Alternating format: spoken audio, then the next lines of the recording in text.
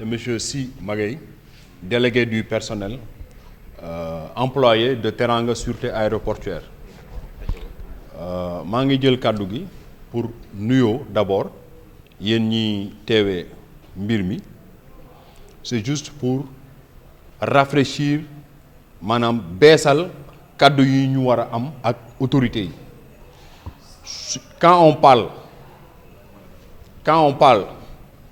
aux autorités ñun ministère des transports, ministère des infrastructures, des transports terrestres et aériens moom la ñuy waxal, en l'occurrence monsieur Yankhoba Diémé. buñ ci paree ñu waxal ak monsieur le premier ministre Ousmane Sonko, et bien sûr ñu ngi wax ak boroom réew mi,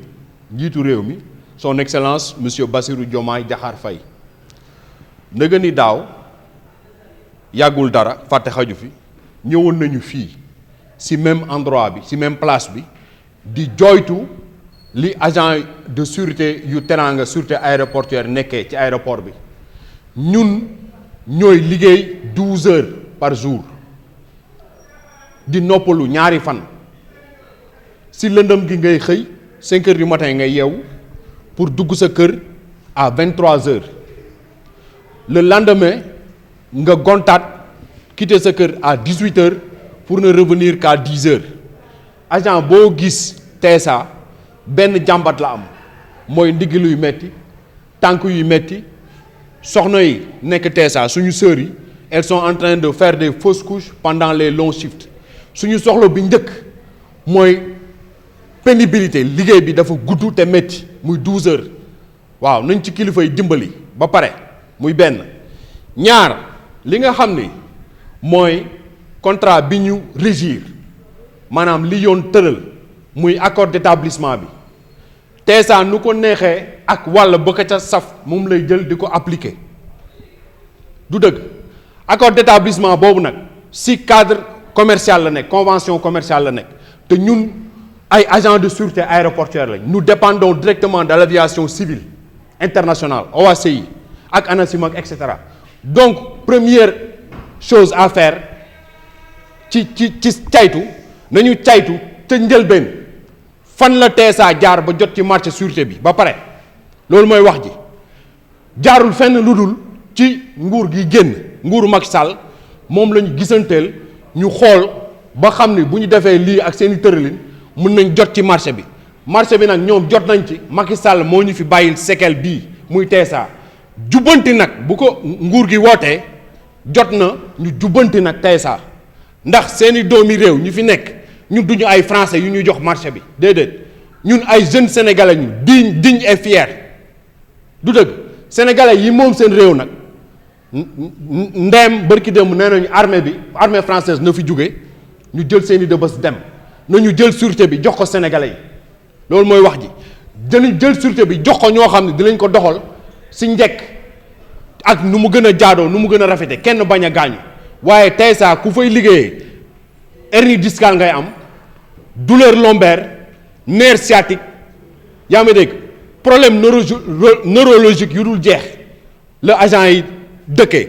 booleeg nag alikala ji mooy pay bi néew na lool. ñun daal nickel lañ tane ci aéroport bi. ñi nga xam ni haute autorité lañ nekk muy as di liggéey li ñuy liggéey comme ñoom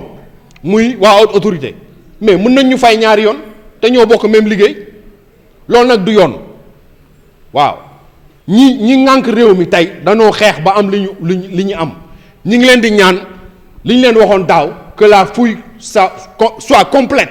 nañu ñëwaat biir TSA xool fan la jaar ba jot ci marché bi ba pare doxalinam yi nga xam ni teguwul ci benn yoon ñu xool ko. buñ ko xoolee ñoom ñoo xam ay kilifa lañu ñoom ñoo moom seen responsabilité à travers le ministre des transports ñoom ñooy xool kan lañ koy jox. loolu du suñu rôle daal mooy nañu alerter autorités yi par rapport ak situation difficile les conditions de travail difficiles, les salaires misérables qui nous sont payés mais en deçà de la norme. parce que ci yoon waruñu sax nekk ay convention commerciale, convention aéroportuaire la ñu war a dugg muy benn. ñaar ku wax ñu dàq. man mii di wax bu seen pexe antu woon inspection régionale bu Thiès lañ ma yóbbu defar seen i dossier ne acca nañ lañ ko dàq ci biti ndokk yàlla ba la responsable du service de l'inspection régionale de Thiès mais c'est une dame de fer mu wax leen dëgg ne leen bàyyi leen jàmbur jotawu leen dara ndax délégué la rek comme ñeneen ñi ngeen bëgg koo créer dossier dàq ko ci lan maa ngi nii ba tey fi may wax ak yéen mise à pied laa nekk depuis mi-février ba léegi mënumaa liggéey ñu lay sonal ak ay huissier chaque jour huissier ñëw am kayit bu bees et cetera si njaboot si père de famille waaw ñun nag lu ñu mën mooy dénoncer mais avec vigueur ce qui se passe nguur gi jubbanti la wax nañu jubbanti tey saa ba mu jub xocc ndax waxuma la dëng mais lunku la def fu mu ne nii waaw c'est ce que j'avais à dire li ñu waxoon daaw moom lañ fiy waxaat ren fouille bi ñuy defal ñun nit ñi ak passagers yi na ko nguur gi jël que la fouille soit complète au sein de la TSA loolu la ñu waxoon daaw dara changé wu fi à part acharnement discrimination ak intimidation looloo fi xew. defe naa ne balaa nga wax feet dafay fekk nga tal feet TSA dafa nekk benn structure boo xamante ne bu xaw a doy waar la mooy doy waar ci naka la nga xam ne moo ko boole personnel am jéemu ci def benn effort ba pare di bluff di ngeen ma baal ci kàddu gi TSA suñu ministre de la tutelle bi fi jógee à savoir El Mali TSA da ko nax tegal ko loo xamante ne dara du ci dëgg la ñu waxoon ñun loolu mooy dëgg ñu wax leen ne revendication yi nga xamante ne les points yi nga xamante ne tegoon nañ ko mooy heure de travail yi les 12 heures de shift les femmes qui sont fatiguées jigéen ñi nga xamante ne elles exécutent des shifts de 8 heures de kii nii de 10 heures de temps bu ñuy ñibbi dañuy ñibbi seen bopp ñoom ñooy débrouiller ñibbi TSA du leen jël en charge du 18 heures la ñuy wàcc mais balaa ñoo egg seen kër 21 heures parce que duñ am oto bu leen di yóbbu benn ci loolu jigéen ñi ñu ngi def ay fausse couche ngeen baal ma ci kàddu gi TSA moo leen ko teg ndax 12 heures de temps d'affilée yu métti te doo gis xaalis doo gis dërëm loolu ba kañ nerf sciatique douleur lombaire yi hernie discale yi yooyu noonu ba kañ ñu di ko boole ak ay yenn kii yoo xamante ne nu mu tuddati prime de logement yi nga xamante ne waroon nañu ko jox mais dañu wax ministre bi ne ko dolli nañ prime de logement yi loolu noonu 20 000 francs yooyu noonu ñu dolli woon depuis 2022 lañ ko waroon dolli TSA wax ministre bi ne ko dolli nañ tax alors que dolli wuñ juróom-ñaar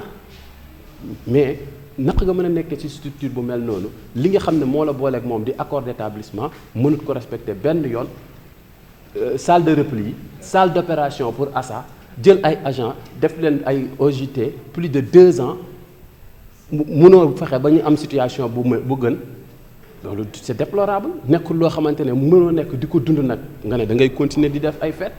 ñoom fête bi ñuy def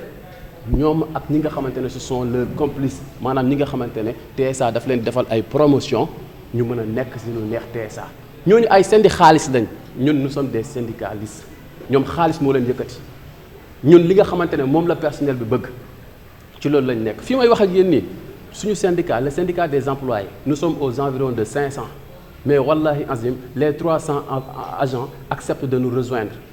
par la désaffiliation parce que dañoo xam ne carrément ñii ci seen bopp lañ fi nekkal mais agents yu yëkkatiwu leen. est-ce que toog ngeen tey ak seen tutelle bi dialogue bi nan la demee est-ce que nangu na leen recevoir tamit pour ngeen toog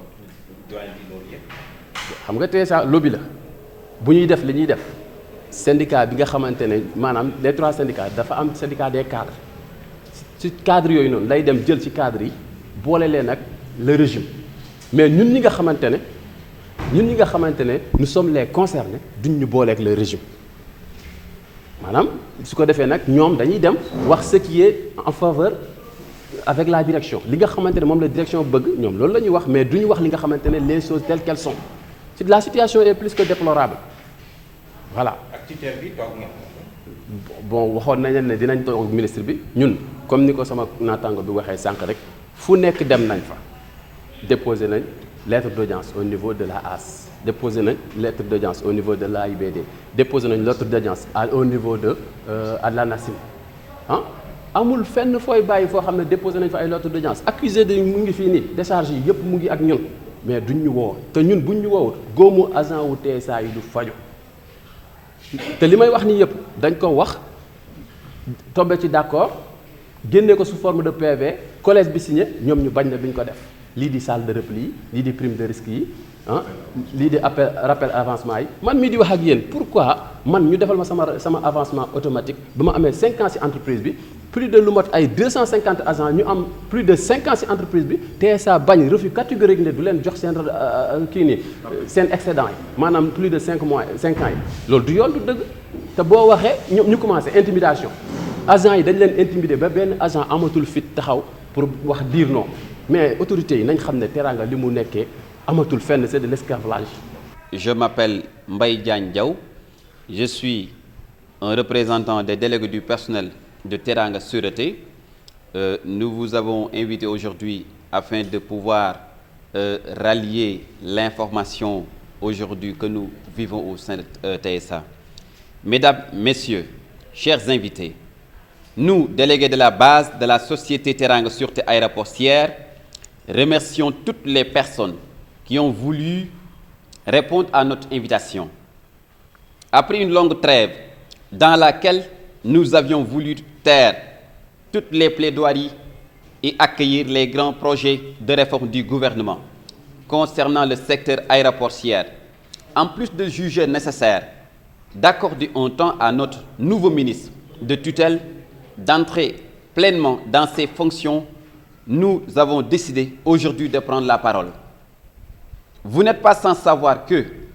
nous en sommes à notre énième tentative d'attirer l'attention de nos nouvelles autorités. En premier, le chef du gouvernement, M. Ousmane Sonko, sur les pénibilités que rencontre notre métier. Récemment, un mémorandum a été adressé aux autorités du transport aérien, l'État du Sénégal, en l'occurrence le ministère des Infrastructures, le ministère des Infrastructures des Transports aériens, la Haute Autorité des Aéroports du Sénégal, l'Agence nationale de l'aviation civile et de la météorologie. Mieux, nous avions saisi l'inspection du travail avant d'observer un mouvement d'humeur. Même si cette dernière démarche légitime, légale et pacifique n'a pas une issue favorable pour nous les employés de TSA, au contraire, depuis cette période, l'oppresseur, notre employeur TSA, poursuit ses violations sur les droits des travailleurs. Entre la direction de Teranga Sûreté Aéroportière et ses collaborateurs, nous, les agents de sûreté, ont établi un accord d'établissement.